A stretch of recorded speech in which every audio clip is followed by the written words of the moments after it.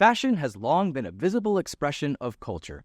From ancient feathers and shells to the flair and fit of modern designs, fashion is a trend that can catch fire on and off the runway as it reflects society's prevailing sentiment.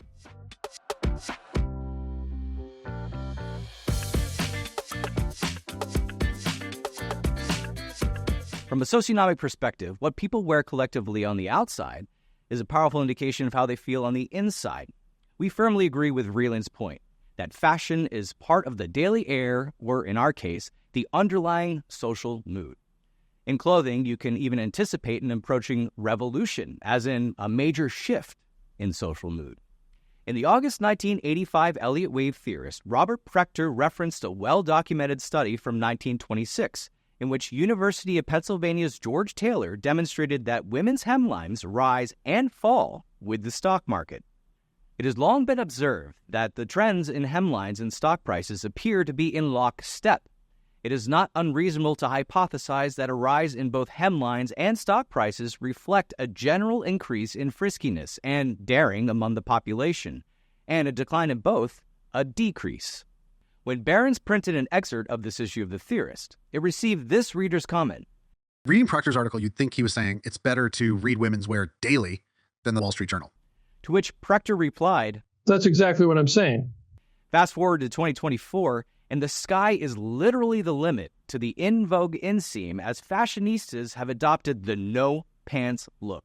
There are no hemlines to speak of at all, as the hottest fashion trend sweeping the globe is inspired not by Italian designer Donatella Versace, but rather Disney's cartoon Donald Duck. These headlines show that the pace of high fashion going bottomless continues to accelerate. In case you're wondering, here's how you can actually pull off the infamous no pants trend IRL. This is not a drill. The pantless trend is really happening. 2023 was the year we abandoned pants. Why women are walking around without pants this winter. From runways to grocery runs, bottomless looks are everywhere. How the no pants trend became the pinnacle of chic. The socionomic lens can include enough history to make sense of what's happening. The rise of hemlines, all the way to their eventual disappearance, coincides with a waxing positive social mood. As Prechter explained in his August 1985 Elliott wave theorist, because skirt lengths have limits, the floor and the upper thigh, respectively, the reaching of a limit may imply that a maximum positive or negative mood has also been achieved. The first notable instance of this phenomenon came after World War I, as the Roaring Twenties brought changes galore. Women were granted the right to vote. In turn, fashion designers ditched bodices and long petticoats to make room for loose-fitting flapper dresses with hemlines rising to heights that were, then, considered scandalous. This was a decade all about freedom and social progression, and naturally, daring hem lengths followed suit. It's easy to overlook the hemlines of flapper dresses, but their above-the-knee length was considered shocking at the time, especially when coupled with the loose waistband instead of a rigid corset. The frisky flapper fad came to a screeching halt with the 1929 stock market crash and the Great Depression. Hemlines came crashing back down to the floor with its grim psychological effect on the public. The lack of money and merriment meant the debauchery and risk-taking of the 20s disappeared and was replaced by a return to a level of modesty, both economically and fashionably.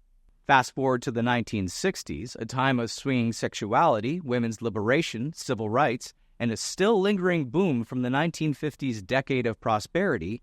Across the pond, fashion legend Mary Quant debuted a new, vibrant colored garment that stood 6 inches above the knee and was named after her favorite British car, the Mini. The mini skirt ruled the runways from Milan to Paris, then to the red carpet and city streets. Taking it even further in the late 1960s, fashion designers raised hemlines even higher, which became a reality on the runway in 1970, even though stocks had already peaked. In December 1970, Women's Wear Daily coined a new term for the fiery fashion fad, hot pants, aka booty shorts, which had a maximum inseam of 2 inches. Yet, the hot pants trend was short-lived as social mood finally began to wane alongside stocks. On December 31st, 1971, Life magazine documented the brief but memorable impression made by the sartorial drawers. Hot pants, a short but happy career. Hot pants were the hottest in the winter, flourishing during the iciest, most shivery months, and by summer they ceased to be the height of chic. The king of R&B, James Brown, hit a high note in 1971 with the song Hot Pants, his tribute to the tiny and trendy garment. Brown's beat may have been smoking, but the fashion trend fizzled during years of economic recession, runaway inflation, and political scandal until the bear market low in 1982. Throughout history, the height of fashion-forward hemlines has been a powerful clue into the waxing or waning nature of positive social mood. In the October 2016 Elliott Wave Theorist, we presented this chart of the Dow, along with photographs from the Fashion Institute of Technology, characterizing skirt fashions of the past 150 years. From the Elliott Wave Theorist, once again, a socionomic observation has led to multiple successful predictions.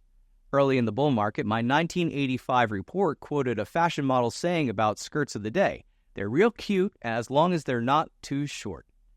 As social mood headed toward a positive extreme in the late 1990s, miniskirts became widely popular for the first time since the late 1960s.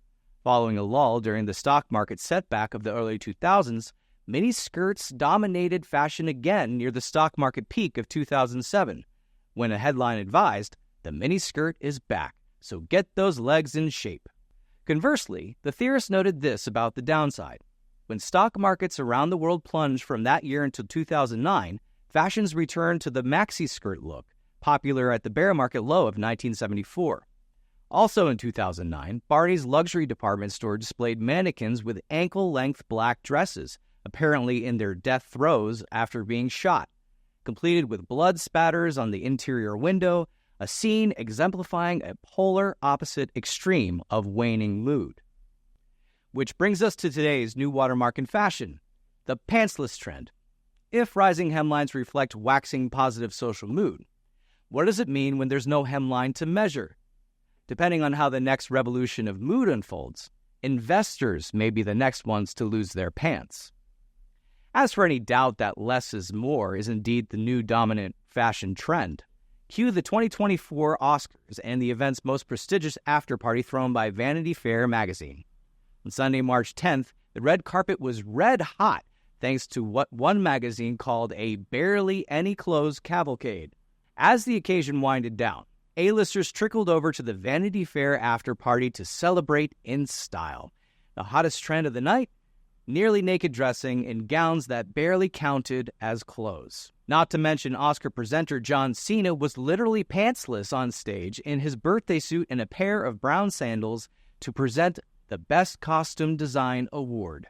From a socionomic perspective, top designers and celebrities who flaunt their stylish clothes have reached a new extreme in friskiness.